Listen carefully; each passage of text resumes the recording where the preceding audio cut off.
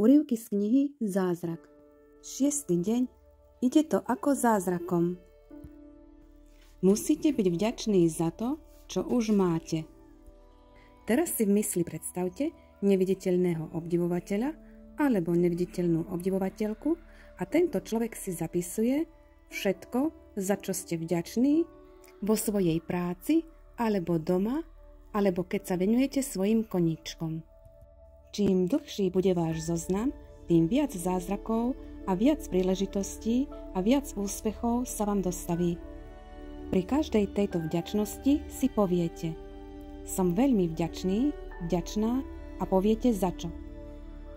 Potom v tento deň znovu prejavte vďačnosť za 10 vecí a povedzte prečo. Poďakujte sa za každú vec 3-krát.